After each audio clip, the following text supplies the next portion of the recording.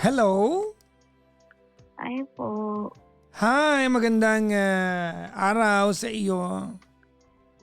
Gandang araw din po. Yan. Parang hinang-hina ka, para ka naka-dextrose ngayon. Ha? Medyo so down lang po lately. Oh. You're blue. Pamalungkot, di ba blue, sabi nila, no? You're Opo, feeling blue. medyo. Alam mo yung kantang alam mo yung kantang I'm Blue? Hindi po eh. Di mo alam yon? Hindi po. Alam mo yung kantang Dabadi Dabada Dabodi Dada Andabodi Dabada Dabodi. Alam mo yung kantang? Narinig mo yung kantang yon? Hindi din po. Ano ba to? Wala maitulong sa buhay ko to. Ang Sorry na. ang lyrics doon ay I'm blue. Okay po. I'm blue. If I was green, I would die. If I was green, I would die. If I was green, I would die. I'm blue. If I was green, I would die. If I was green, I would die. If I was green, I would die. I'm blue. Di mo alam yon? Hindi po. Ano ba yan? Alam mo yung 6'7"? Alam mo yon? Hindi. Wala maitulong. Wala talaga maitulong. Ang pangalan po ulit? Lay po. Lay. Spell ng Lay. Lei. Aha. Ayun po. Lei? Lay. Lei lang? Walang GH? Wala po. Ha? Bagong spelling ng Lay yan ah. Opo, parang nabulol lang siya. Ganun, lay. Ano ka po? Nabulol. Anong klaseng usapan tong... Ay, talaga naman. Lay, ilang taong ka na? 26 po. Magto-27 naman na. Malamang, alang mag-35 ka. Yun. Asan ka ngayon? Sa Metro Manila po. Anong part ng Metro Manila? Pasig. Pasig, alright. Naka-loudspeaker ka ba? Hindi po. Handheld. Kulungin mo ng kamay. Ayan, okay na po. Okay na. Yan. Nakahiga ka ba ngayon habang kausap mo ako? Hindi naman po. Andito lang. Ganyan ka lang talaga magsalita, ang chill mo lang, ganon. Chill lang, pero naiiyak na talaga. Ikaw naman lang Ano? ang may-ari ng damdamin ng minamahal ko. Yun ba yun? Ata. Oh. Hindi to. Parang kinda. Parang about, about life. Parang, sorry po, gusto ko lang ng kausap ng kuya din. Tuloy mo yan. Ay, paano ba ako mag-start? So, yan. So, tawag dito. Ano po, I'm a breadwinner ng family. At the same time, a mom of two. Mm-hmm. Recently, naging single mom by choice. Mm-hmm. So, paano ko ba umpisan? Wait lang. Single mom by choice. Yes po. Single mom by choice. Bakit? Nasampal. Ha? Yung ex-live-in partner ko po kasi, he abuses me thrice already. So, di ko na... Actually, yung good. I'm happy for you na ginawa mo yan. Yeah. Okay Actually, na yan. Kalimutan na natin yan. Yun nga, Papa Jackson. Parang meron din kasing, alam mo yun, parang may something din kasi about dun. Last year lang kami naghiwalay. Right now, I'm having my hard time at my lowest. Kasi naiiyak na ako agad. So, ayun, nabunta siya ako at 15. Pinanagutan naman niya. Things run smoothly naman. Nung nag-18 ako, nag-start ako mag-work as a BPO agent. So, ayun, nag-start ako working. So, by that time, yung papa ko, since then, nung nag-work ako, ano ba yung term? Tumandal na siya sa akin. Ako po kasi yung panganay. Tapos, like, yung papa ko po, bata pa lang, like around 40. 40s this time. Mga 40s pa lang.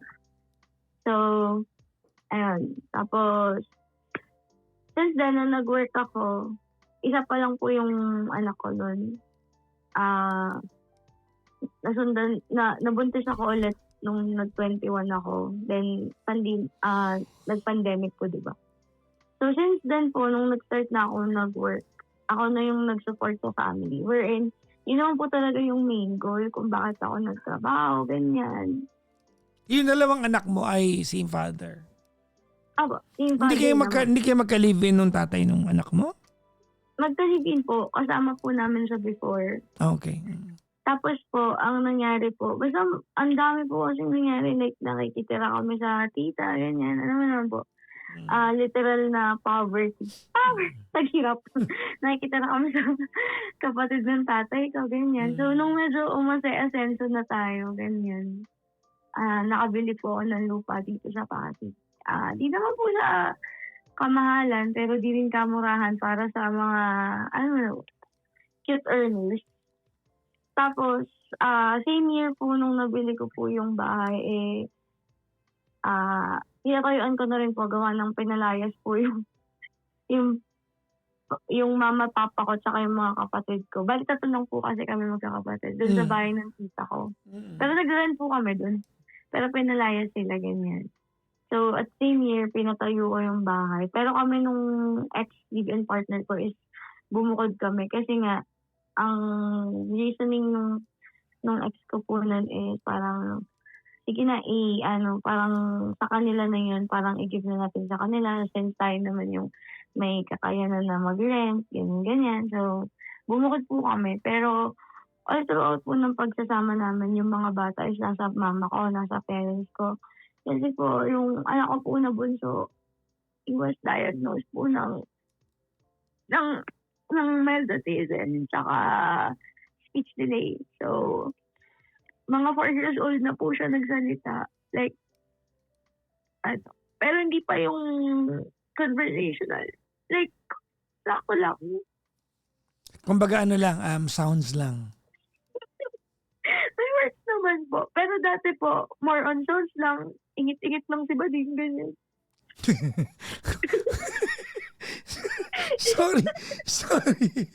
Sorry na bataw. Ay, anak mo pinag-uusapan dito. Ayan, tapos po. Wait lang. Anong sabi mo? Ingit-ingit lang po si Bading. Like, pag may mga gusto siya, panay sounds lang. Parang tunog tao lang siya, ganun. Walang yan magkwento. O tapos, Siyempre po, as a nanay, nung nag-pandemic po kasi, hindi po kami magkasama nung anak ko dahil lahat nga po ng skeletal. Ako lang yung may kakayanang magtrabaho. Since mula po nung pandemic, yung tatay ko talagang nag-give up na siya. Parang sabi niya, I retire myself. Parang ganun yung chika ni Bading. Tapos siyempre po, alam naman po tumigil yung buhay. May nanay, may mga kapatid pa po naman ako. So, ang nangyari po, sinabay-sabay ko lahat. Like, pagtatrabaho, pagtitinda, lahat para matustusan yung pangailangan namin. Kasi, para pong dalawang pamilya talaga kami technically. Bilang pong nanay, parang alam ko po yung capacity ng anak ko, ganyan.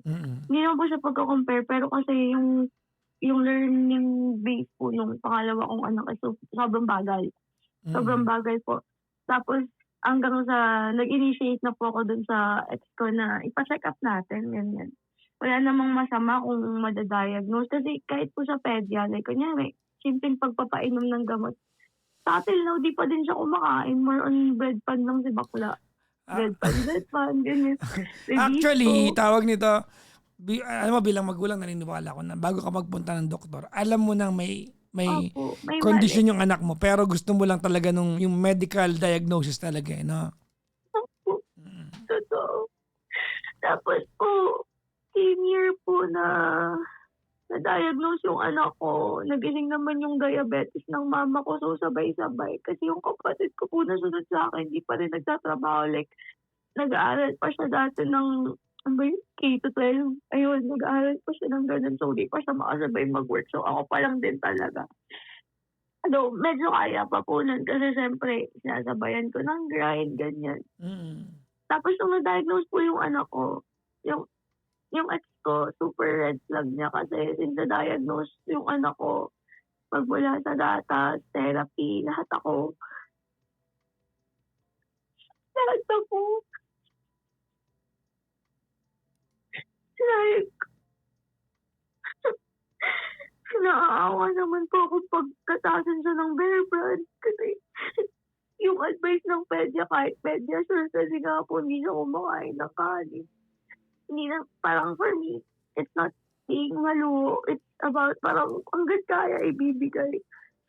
So, yung ex ko po, sinabi sa akin na parang, kasi ayaw niya pong sumama kada may diagnosis since nagpunta kami ng development kineme, ganyan. Di siya sumasama, like, di siya interesado. Hindi ko po alam kung bakit. Gets ko naman po na mahirap tanggapin, na mabigat.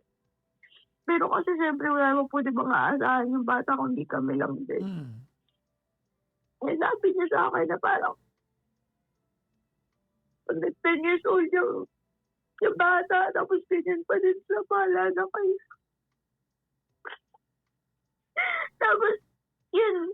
So, pinapalampas ko lang kasi baka na-diagnose po kasi yung anak ko 3 years old eh. And then, nagte-therapy na sa therapy niya 17,000 a month.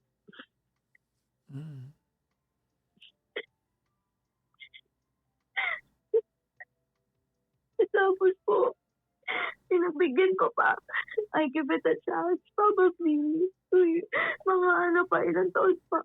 Almost 3 years pa kasi baka nagpa-process pa si bakla eh. Baka pati sa family namin kailangan ako yung magpakalalaki. Ganyan ko yung matatag. Kaso Papa Jackson, nananakit pa.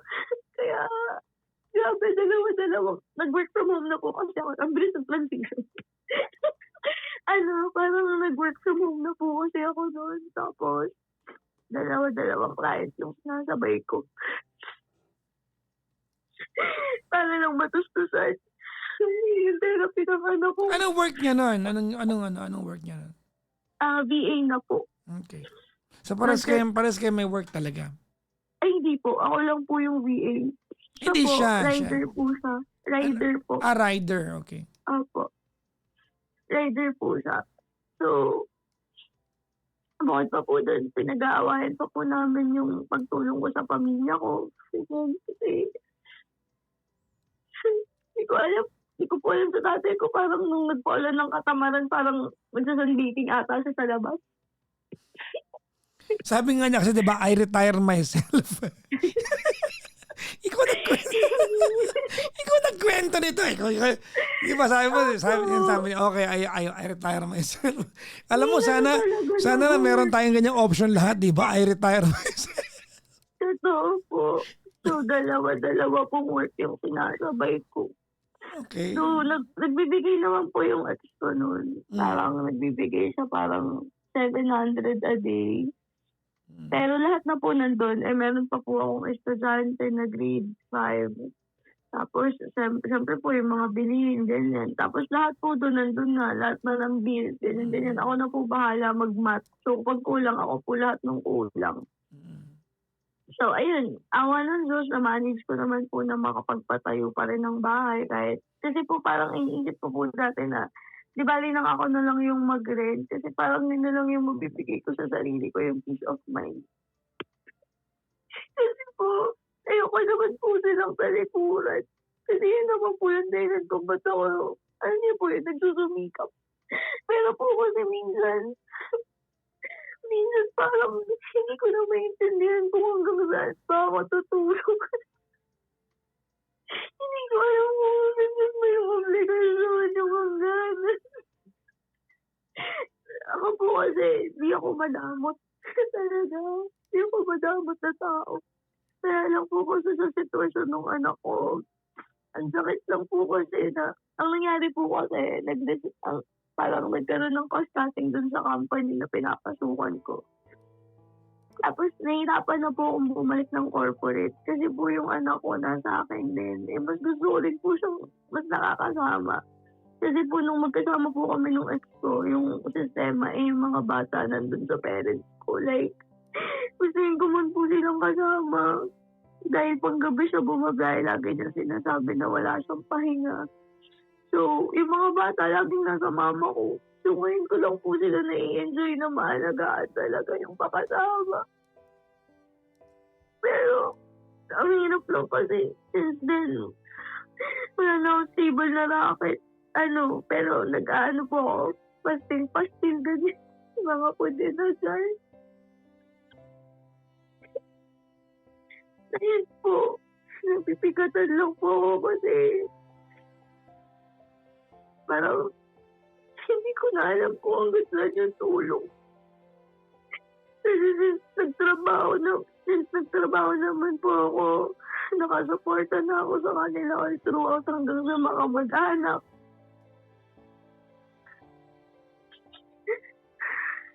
Kasi po, ayoko lang maramdaman na failure ako. Kasi ang aga ko nagpuntis.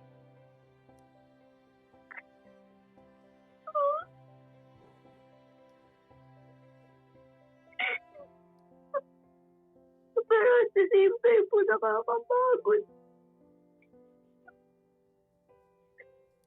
Nakakapagod in a way na hindi ko pwedeng papagod.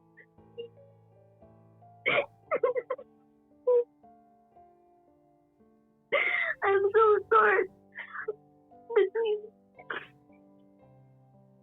just kumita na lang ng sakto. Isa, magdobe-dobe trabaho para masustain lahat. Kasi pa yung mama ko nag-maintenance na din. And I don't wanna pay her.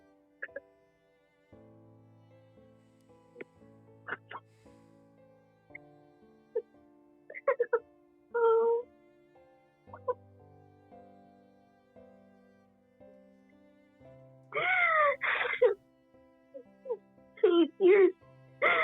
8 years na po ako na nag-work. Sila lang lagi yung priority ko. Sobrang bigat lang kasi this days. I feel useless somehow. Kasi dahil wala ko maayos na trabaho. Yung mga tao sa bahay, medyo maiinit yung ulo nila.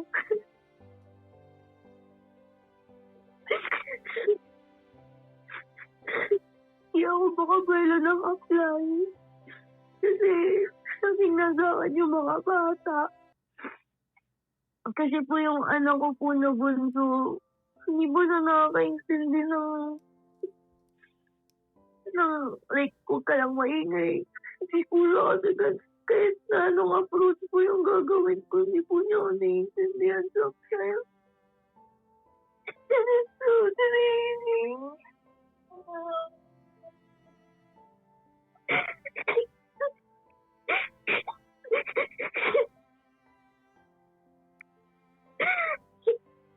Like, pinapalagi ko po tinatanong yung sarili ko. Sobrang bigat po kasi ng pera.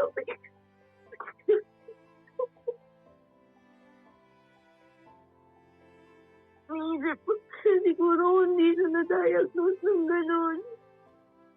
Fully furnished na yung bahay namin. Siguro may second floor na. Siguro chill na lang ako ngayon. Like manageable na lahat.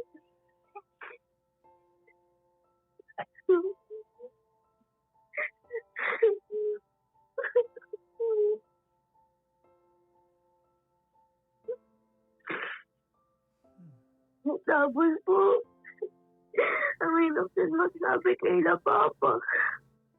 Kasi, ikaw yung bastos. Ikaw yung utang-utang na loob.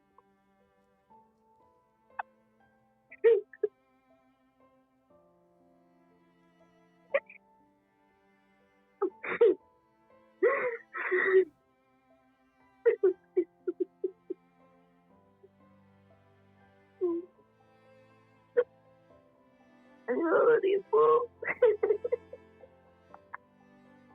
Ay, sobrang bigat lang talaga. even talk to my son sometimes. And ask him ba't ka ganun.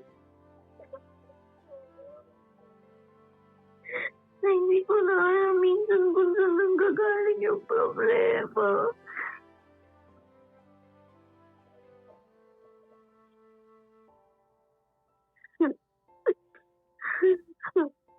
Tapos po, naguguluhan pa ako if babalikan ko na lang ba yung tatay ng mga anak ko para kahit paano makatulong sa expenses. Hindi na naman po ako may pangalan.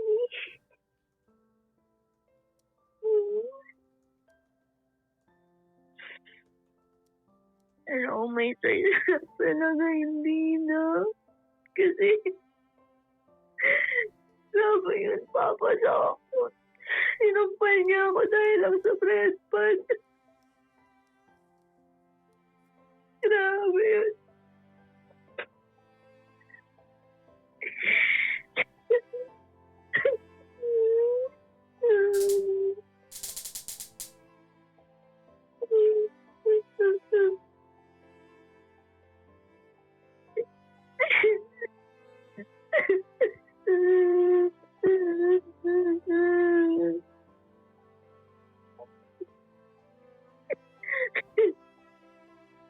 Tapos po, kahit na nakapundar ako ng bahay, ako yung nagre-rent ngayon. No, it's a choice naman. Pero kasi, that's the least I could give myself to breathe. So may sarili po akong space. Minsan nasisilip pa nila na yung nirerenta mo, sana binibili na lang ng grocery. Sana binibili na lang ng sapat-sapat.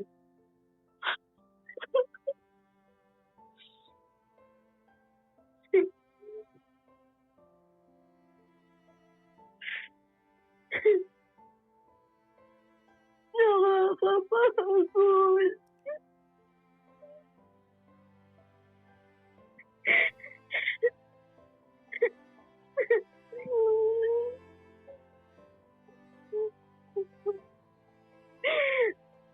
Pero Papa Jackson, don't get me wrong nga.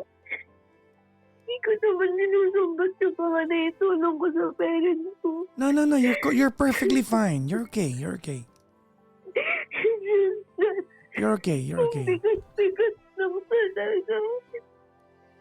Kasi pala, pag wala kang trabaho, nagpo-focus lang sila dun sa wala kang trabaho. Hindi nila nakita yung 8 years. Yung 2 taon na dalawang kliyente yung pinagsasabay ko. Yung 2 taon na sinasabay ko yung pagtitinda. Kahit sobrang bigat ng bigat ko lagi. Dapat lang. Kasi at the end of the day, ako pa rin naman at yung bill.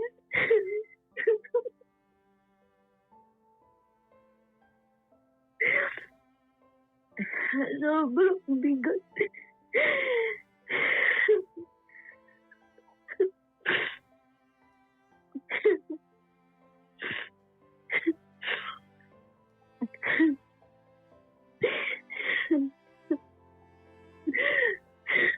Sorry po. Sobrang bigat lang talaga kasi nascam pa ako dun sa kliyenteng pinasuhan ko last week. Ano yun, yung? Yung pinasuhan ko last week. Oh. Bigla na lang nag-shutdown yung mga GC. Kasi di ko po alam kung ano pong nangyayari sa work from home ngayon. Parang sobrang dami na pong mga covers pa din. Like, pinag-work po kami ng almost 2 weeks, tapos nag-shutdown. Dahil wala pong contract, hindi naman po namin alam kung saan nahabulin. Like, akala ko po yun na po yung start na makakabuelo na. Kasi yung nanay ko pala'y parinig na, maglalak, ay, magkakakainis na, ganyan, wala pa tayong stock, wala pang bigas. So, wala pang, hindi mo lang ako tanungin kung kumusta ako. Kakabayad ko lang ng therapy.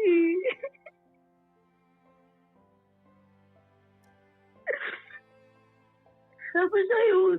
Tapos po, sinabi ko sa kanila, nag-scam nga. Hindi ko alam parang hindi ko sila naniniwala.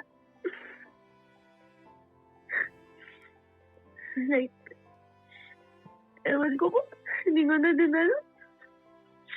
Kasi po, yung kinikita ng gourmet ko talaga lahat na pupunta po sa therapy ng anak ko. Ikaw ba naman magkaroon ng 1-2 per session? Talagang mapapapikpakpum ka na lang talaga.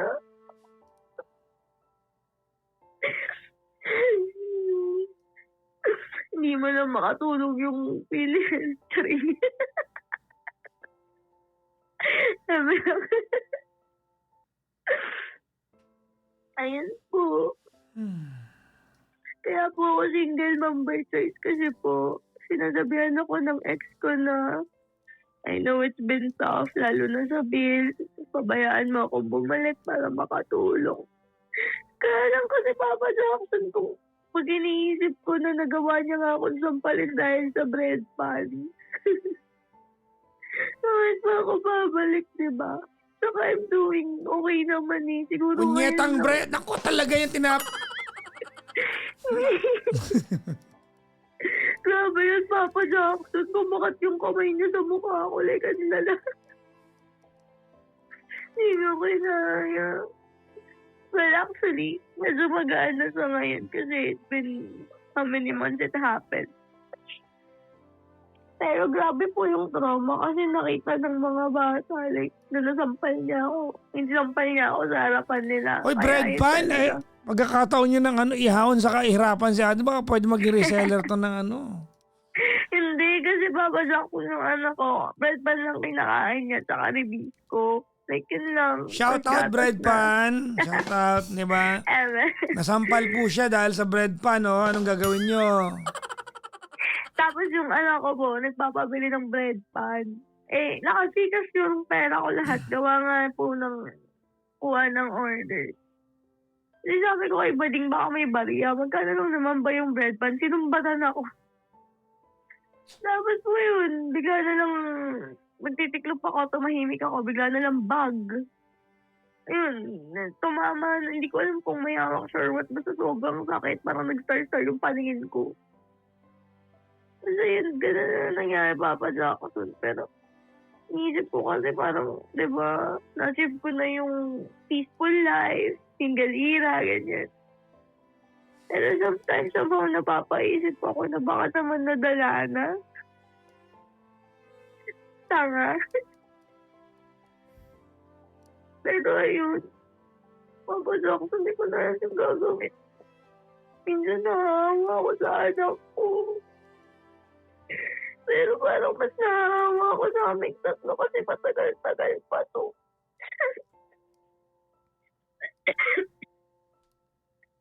Malaba pa pang therapy.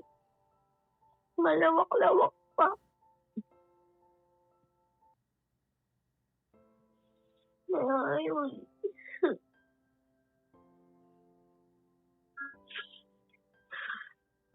Hello po. I'm here.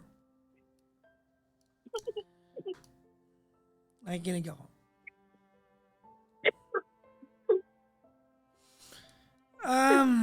I don't know kung ano ang dapat kong sabihin sa iyo.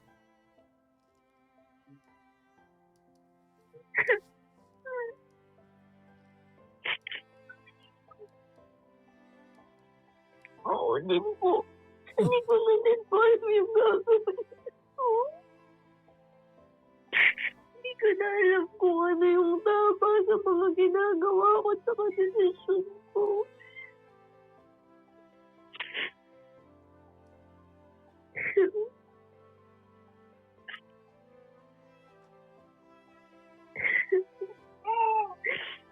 Kasi po minsan pag nagpa-prep ako ng order, sinabot ng 16 hours. Lahat gawa ko lang yun from the scratch. Ano ba yung binibenta mo? Pastil po. Ano na? Gourmet. Yung mga bottle in a jar po, na bopis in a jar, ganyan. Tapos may mga reseller po ako na kumukuha sa company tapos babayaran nila ng payday, ganun. Minsan po 60 bottles yung sold, ganyan. O saan daw pwedeng umorder? Sabi ng mga nanonood sa atin. Nakakaya naman po.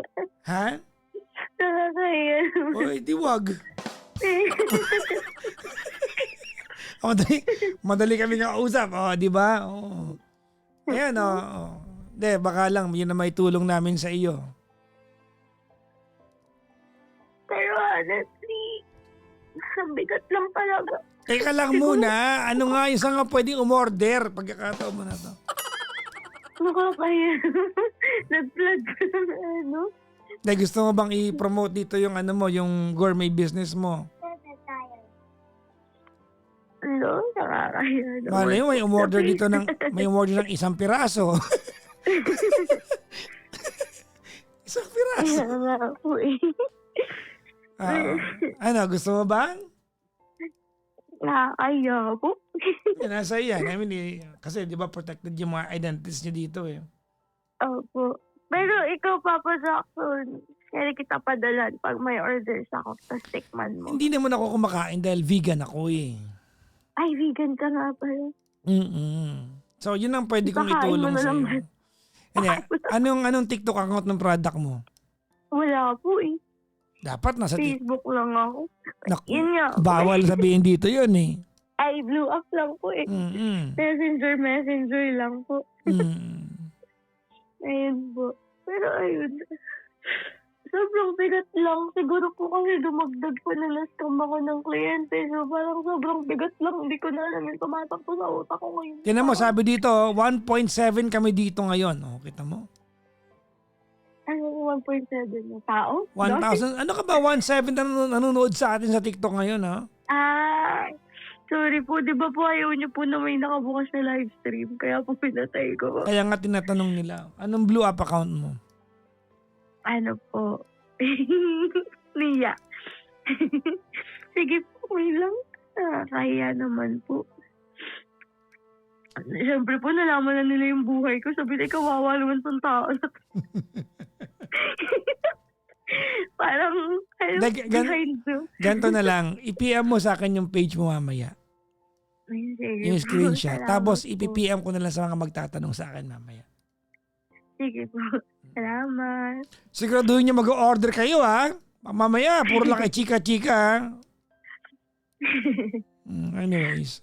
Anyways, Lay. Ayun po. Okay, I wanna talk to you. Ready? Opo. Number one, alam mo, you're very animated and very colorful. No? Napaka-animated mong tao and very colorful. I cannot remember someone telling me his or her life struggle with the way you told me your story. You are very animated, which is, it almost sounded like you're telling me a feature story rather than a struggling one. No? Natutuwa akong marinig ka magkwento, although masakit yung kwento mo. That's number one. Number two, hindi ako naniniwalang araw-araw kang ganito. May mga araw ka lang na ganito. Tama? Opo. Okay. And that's normal. There are days that we just want to be vulnerable and may mga araw na we want to be vulnerable and we want to entertain that we cannot solve every problems we have. That sometimes it's going to take time. And I think, Lay, dumadaan ka doon ngayon sa stage na yan. If anything, hindi ako naniniwalang kailangan mo ng payo mula sa akin. Maybe you are just here to vent. Opo. Yung malaking bagay na may napagkasabihan tayo. Naman. Hindi na kita para payuhan kung babalikan mo yung tatay ng anak mo o hindi. That's for you to decide. I think you're a very, very capable person to decide for yourself. Di ba? Hindi na kita para payuhan kung anong gagawin mo sa buhay. Madiskarte ka na enough to survive every problem you have. May mga pagkakataon lang na we get overwhelmed by all the problems coming to us, di ba? Directed to us, left and right. Kaya nga po. So maybe this is just one of those many days na you get to explore your vulnerability as a breadwinner, as a person. So I don't think you need any advice from me. If anything, hinahangaan ko yung resilience mo and the way you handle it. I like the way you look at life. Magaan lang lahat ng bagay sa iyo. Kahit ngayon, bigat talaga. kahit ngayon pagkakakwento, magaan pakinggan eh.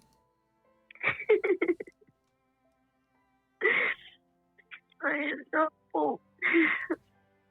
Pero diba, Papa Jackson, deserve ko naman na mag-rent. Like, 27, magka-27 na ako. No. Wag mo nang i-validate sa akin kung deserve mo yan o hindi. More important thing is, afford mo yan. Kaya nga po. Wag mo na tanong sa akin kung deserve mo o hindi. The fact that you're doing it, you don't need any validation from anybody. Hindi mo na kailangan pang hingian ng permiso yan kahit kanino.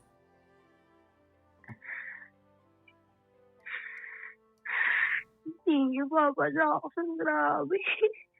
Yung bigat parang gumaan.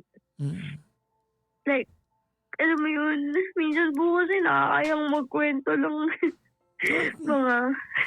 Alam mo, ito yung mga pagkakataon na, Leyna, natutuwa ko na may ganito akong calling sa buhay. No? I get to do this as a part of my